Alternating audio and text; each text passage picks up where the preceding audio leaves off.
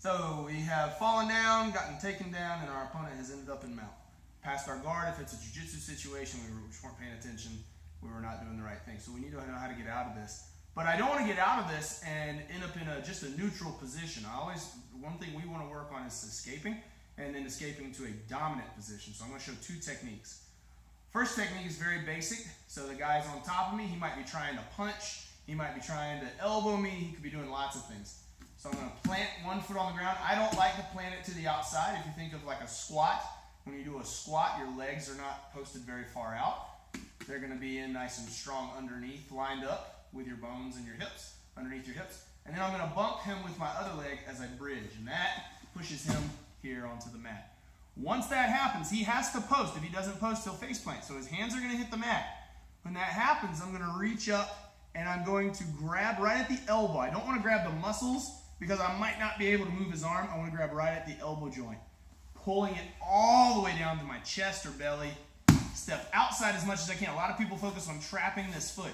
You don't have to touch it as long as you get to the outside so that he can't get it out and step out the post.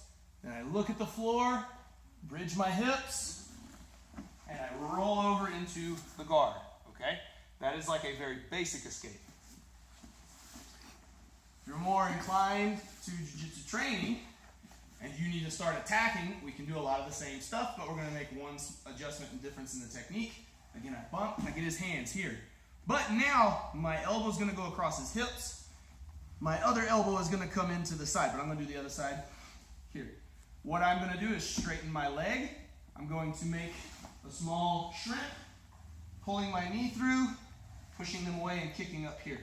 Now, here, it's very hard for him to punch with this hand to hit me. He's at a distance, and I still have my hands to be able to fight. If he does lean in and get in really close, I can start fighting here. But the best thing to do is get him onto the ground. So when he raises up to punch, pinch the knees, turn him over, I can attack the leg. Even if he starts kicking, I want to cover up here, maybe kick the leg out. I can start attacking the leg with an ankle lock now. Biggest thing I can do to change the situation, say I can't get his leg for some reason, I'm tired of him hitting me, I can push him back down, technical stand. Now I'm up, I can fight, pass, whatever I need to do.